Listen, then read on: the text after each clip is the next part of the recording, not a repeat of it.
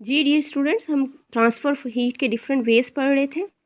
उसमें सबसे पहले हमने कंडक्शन के बारे में पढ़ा, जो कि सॉलिड मटेरियल में से जब मूवमेंट होती है हीट की, तो वो किस प्रोसेस के थ्रू होती है? कंडक्शन के प्रोसेस के थ्रू होती है। और जो लिक्विड और गैसेस में से होती है, हीट ट्रैवल करती है, तो उस प्रोसेस को हम कन्वेक्शन कहते हैं।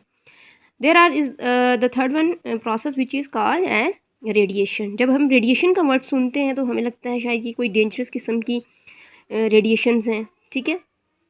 लेकिन अगर आपको पता हो कि साउंड जो है वो भी वेव्स की फॉर्म में ट्रैवल करती है, लाइट जो होती है वो भी, तो लाइट और साउंड जो है वो भी रेडिएशंस की डिफरेंट टाइप्स हैं, ठीक है। और इसी तरह हीट जो है वो भी रेडिएशंस की ही टाइप होती है। जैसे हमारे घरों में माइक्रोवेव ओवन इस्तेमाल किया जाता है, तो उसके अंदर जो माइक्रोवेव्स होती हैं जो आपके खाने को गर्म करती हैं, वो भी रेडिएशन की ही टाइप होती हैं, ठीक है।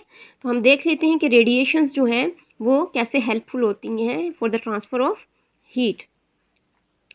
When we cook food under a grill, heat must travel downwards from the heating element in the grill to the food. अब यहाँ पे एक आपको ग्रिल पैन दिखाया हुआ है, इसके अंदर देखें ये इसका हीटिंग एलिमेंट लगा हुआ है और ये किसकी सीलिंग वाली साइड पे, यानी इसकी अपर साइड पे लगा हुआ है, नीचे फूड पड़ी हुई है, ठीक है। तो इसमें से डाउनवर्ड रेडिएशंस जो होती हैं वो या तो डाउनवर्ड मूव करती हैं या स्कैटर्ड हो जाती हैं, ये हर तरफ मूव करती हैं, ठीक है।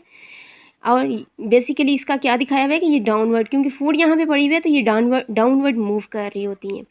सो heat must travel downwards from the heating element in the grill to the food.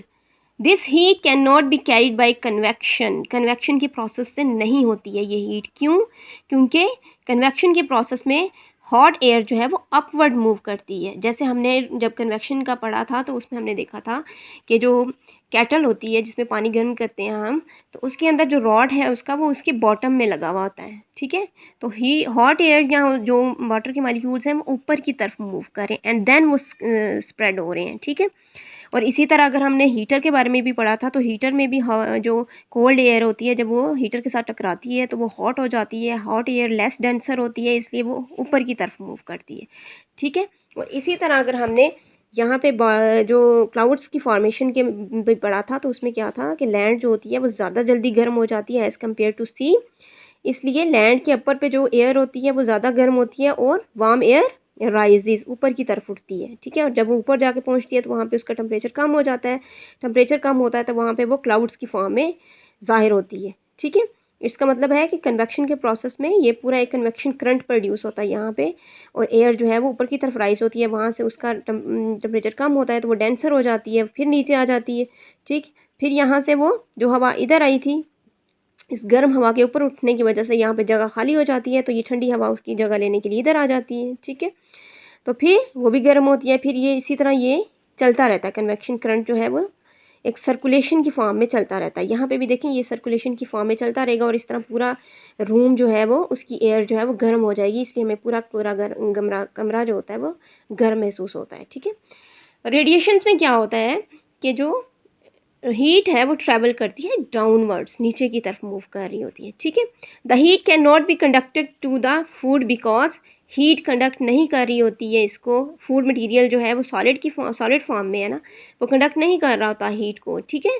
क्योंकि उसके अंदर अगर एयर हम बात करते हैं तो एयर जो है वो हमने पढ़ा है कि वो बैड कंडक्टर है हीट की, वो तो एक इंसुलेटर होती है, ठीक। इसी तरह so there must be another way. अब यहाँ पे कन्वेक्शन का प्रोसेस भी नहीं हो रहा, कंडक्शन का भी नहीं हो रहा, ठीक है। और हमने पढ़ा है कि कन्वेक्शन का प्रोसेस जो है वो लिक्विड और गैसेस में होता है, और एयर हमारे पास क्या है? मिक्सचर ऑफ गैसेस है, इसलिए ये बैड कंडक्टर है हीट की। So there must be another way of moving heat to the food. इसका मतलब है कोई और तरीका है, कोई और वे है जिसकी वजह से हीट जो है वो इस फूड तक पहुंचती है और वो फूड जो होती है वो ग्रिल हो जाती है। उस प्रोसेस कौन सा है? वो रेडिएशंस का, ठीक है। अब जैसे हीट कैसे ट्रैवल करती है? वो टीनी इलेक्ट्रोमैग्नेटिक वेव्स की फॉर्म में ट्रैवल करती है, जिनको हम इंफ्रारेड वेव्स कहते हैं, ठीक है। द हॉटर एन ऑब्जेक्ट, और जितना कोई भी ऑब्जेक्ट गर्म होगा वो उतना ही ज़्यादा इंफ्रारेड रेडिएशंस को अमीट करेगा। अमीट का मतलब है खारिज करेगा, ठीक है। गिविंग ऑफ यानी वो खारिज करेगा, छोड़ेगा, उतनी ज़्यादा हीट रिलीज़ करेगा। No particles are involve. अब यहाँ पे देखें पार्टिकल कोई भी इन्वॉल्व नहीं होता। अगर हम कंडक्शन का प्रोसेस देखें तो हमें वो सॉलिड मटेरियल में होते हैं, उसके पार्टिकल्स एक दूसरे के साथ टाइटली पैक्ड होते हैं। लिक्विड की बात करें तो उसके अंदर भी पार्टिकल्स इन्वॉल्व होते हैं, गैसेस की बात करें तो उसके भी पार्टिकल्स इन्वॉल्व होते हैं, लेकिन रेडिएशन में कोई भी पार्टिकल्स इन्वॉल्व नहीं होते हैं। इसी वजह से जो सूरज की जो रोशनी है वो हम तक कैसे पहुंचती है, हमारे और अर्थ के और सन के दरमियान में तो वैक्यूम है, स्पेस है, ठीक है, और वहाँ पे ना एयर होती है, और कन्वेक्शन का प्रोसेस तो एयर में होता है, लेकिन यहाँ पे कोई भी पार्टिकल्स हीट के ट्रैवल करने के लिए नहीं होता। इसका मतलब है कि रेडिएशंस जो है, जो हीट है सन से, वो हमारे तक पहुँचती है रेडिएशंस की फॉर्म में, और हम उस हीट को महसूस भी करते हैं। इसलिए रेडिएशन के प्रोसेस में कोई भी पार्टिकल्स इन्वॉल्व नहीं होते हैं, unlike in the process of conduction and convection. So radiations can even work through the vacuum of space, इसीलिए वो स्पेस में से भी हम तक पहुँचती हैं सूरज से, ठीक है। That's why can still feel the heat of the sun although it is 150 million kilometre away. कितना दूर है हमसे वो? 150 मिलियन किलोमीटर अवे है हमसे, लेकिन फिर भी हम उसकी हीट को, उसकी लाइट को महसूस करते हैं, उसकी हीट को महसूस करते हैं। वो हम तक इलेक्ट्रोमैग्नेटिक वेव्स की फॉर्म में पहुंचती है, जो कि इंफ्रारेड वेव्स होती हैं। सो जो सूरज की रोशनी हम तक पहुंचती है वो किस फॉर्म में पहुंचती है? रेडिएशंस की फॉर्म में, ओके।